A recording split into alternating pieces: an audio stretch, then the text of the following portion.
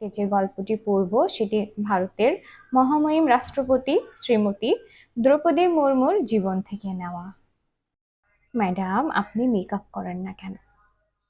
কেরালার মল্লাপুরম জেলার কালেক্টর শ্রীমতী রানী সময় এক ঝাঁক কলেজ ছাত্রীদের সাথে কথা বলছিলেন। মহিলার কবজিতে সামান্য একটা ঘড়ি ছাড়া অন্য কোনো প্রসাধন নেই। ছাত্রীরা দেখে আশ্চর্য হয়ে যায় যে ওনার মুখের উপরে সামান্য ফেস পাউডারের স্পর্শ মাত্র নেই। কথাবার্তা মূলত ইংরেজিতে হচ্ছিল। ভদ্রমহিলা 2-3 মিনিট মাত্র কথা বলেছেন। ওনার প্রতিটি শব্দের মধ্যে দৃঢ় সংকল্পের স্পষ্ট আভাস। কথোপকথন হচ্ছিল, আপনার নাম ম্যাডাম? আমার নাম রানী। সময় আমার পারিবারিক নাম। আমি ঝাড়খণ্ড রাজ্যের মূল নিবাসী। আর কিছু জানতে চাও? ভিড়ের মধ্যে একটি মেয়ে হাত তোলে। তখন তিনি বলেন, হ্যাঁ বলো। ম্যাডাম, কিছু মনে করবেন না, আপনি মেকআপ করেন না কেন? প্রশ্ন শুনে কালেক্টর ম্যাডাম হঠাৎ অস্বস্তি বোধ করেন। ওনার মুখের হাসি মিলিয়ে যায়। ছাত্রীরাও চুপ হয়ে যায়। ম্যাডাম কালেক্টর টেবিলের উপরে রাখা বোতল থেকে অল্প জল খেয়ে মেয়েটিকে বসার ইঙ্গিত দিলেন। স্বল্পবয়সী কালেক্টর ম্যাডাম বললেন, দেখো, তোমার প্রশ্নটা সত্যি বেশ মুশকিল। 2-1 কথায় এই প্রশ্নের উত্তর দেওয়া সম্ভব নয়। এর জন্য তোমাদের আমার জীবনে কিছু স্মৃতি ভাগ করে নিতে হবে। তার জন্য হয়তো তোমাদের ব্যস্ত সময়ের থেকে মিনিট 10 লাগতে পারে। তোমরা কি 10 মিনিট ধৈর্য ধরতে রাজি আছো? হ্যাঁ হ্যাঁ ম্যাডাম, আমরা রাজি আছি, আপনি বলুন, মেয়েরা সমস্বরে বলে উঠল। ঠিক আছে, আমার জন্ম হয়েছিল ঝাড়খণ্ড রাজ্যের এক আদিবাসী পরিবারে। কালেক্টর ম্যাডাম একবার তার শ্রোতাদের মুখের পানে দৃষ্টি দেন। সকলের আগ্রহ ভরে তাকিয়ে আছে তার দিকে। আমার জন্ম কোডারমা জেলার এক প্রত্যন্ত আদিবাসী এলাকার একটা ছোট্ট ঝুপড়ির মধ্যে। চারপাশে মাইকার খনি। বাবা মা সেখানেই খনিতেই কাজ করতেন।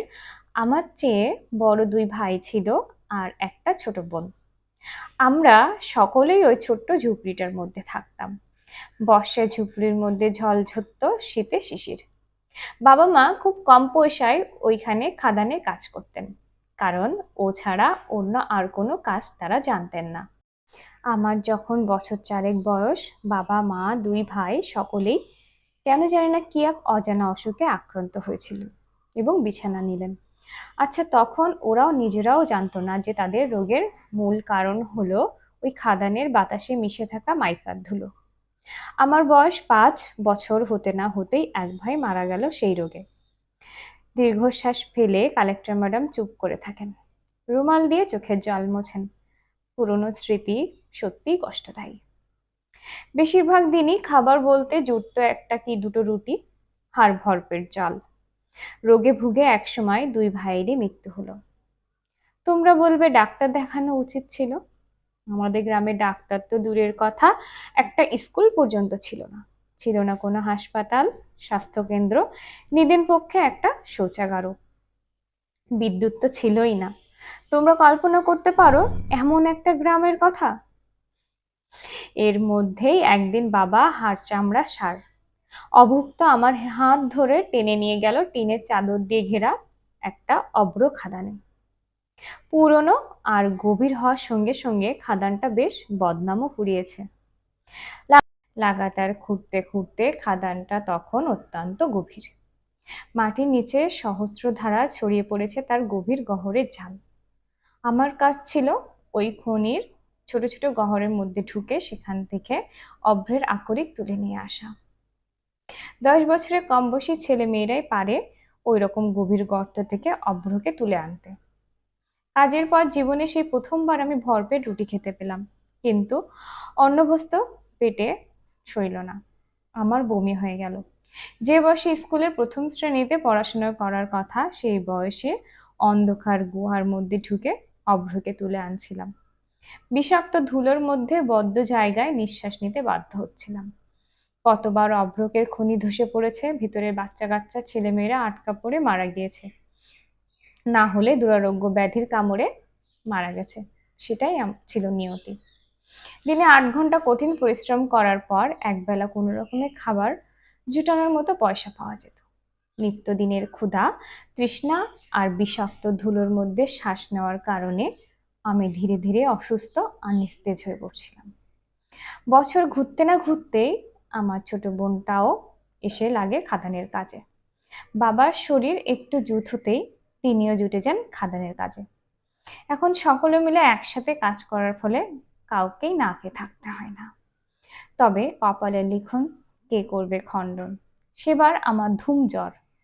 আমাকে ঘরে রেখে মা বাবা বোন সকলেই গেছে কাজে। আচমকা মুষলধারে বৃষ্টি নামে খনির ভিতরে শ্রমিকরা কাজ করছিল। জলের তোড়ে খনিতে ধস নামার ফলে হাজার হাজার শ্রমিক চাপা পড়ে মারা যায়। তাদের মধ্যে আমার মা বাবা বোন সকলেই ছিল। মনে রাখতে হবে, আমি তখন 6 বছরের শিশু। শেষমেশ আমি গিয়ে পৌঁছাই সরকারি অগাতি মন্দিরে। সেখানেই আমার শিক্ষা শুরু। যদিও আমার গ্রামেই আমার অক্ষর জ্ঞান হয়েছিল। আর আজ সেই অভ্রক খাদানের পরিবার পরিজনহীন মেয়েটাই এখানে আপনাদের সামনে কালেক্টর হয়ে দাঁড়িয়ে আছে। বুঝতে পারছি এখন তোমরা ভাবছো জীবনের এই অতীতের সাথে মেকআপ ব্যবহার না করার কি সম্পর্ক থাকতে পারে, তাই তো? পরবর্তী সময় শিক্ষা গ্রহণের কালখণ্ডে আমি জানতে পারি যে ছোটবেলার যে বিপজ্জনক ছোট ছোট অন্ধকার গুহার ভেতরে হামাগুড়ি দিয়ে ঢুকে যে অভ্র আমি তুলে আনতাম, সেগুলো আসলে মেকআপ সামগ্রী তৈরির কাজে লাগে। অভ্রক আদতে মুক্তার একটা খনিজ সিলিকেট।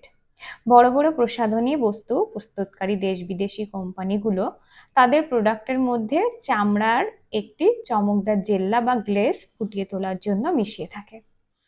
কসমেটিক্স কোম্পানিগুলোর ভাড়ারে নিয়মিত অভ্রকে যোগান দেয় ওই আমার মতোই 20,000 ছোট ছোট বাচ্চা ছেলেমেয়েরা। গোলাপ কোমল সেই শিশুদের ফুলের মতো জীবনের রক্ত মাংস পাথরে থেতলে তবেই না অভ্রক মানুষের গালে সৌন্দর্য বৃদ্ধি করে। আজও আমাদের চামড়ার সুন্দরতা বাড়ানোর জন্য শিক্ষা ও স্বাস্থ্য থেকে বঞ্চিত ছোট ছোট বাচ্চাদের হাতে তুলে আনা ওই লক্ষ লক্ষ টাকার অভ্রকের ব্যবহার কসমেটিক্স কোম্পানিগুলোই করে চলেছে। আমার যা বলার ছিল তোমরা শুনলে। এবার বলো তো আমি কি করে সৌন্দর্য প্রসাধনী ব্যবহার করি? বাবা মা ভাই বোন সকলকেই অভ্রকের খনি গ্রাস করে নিল।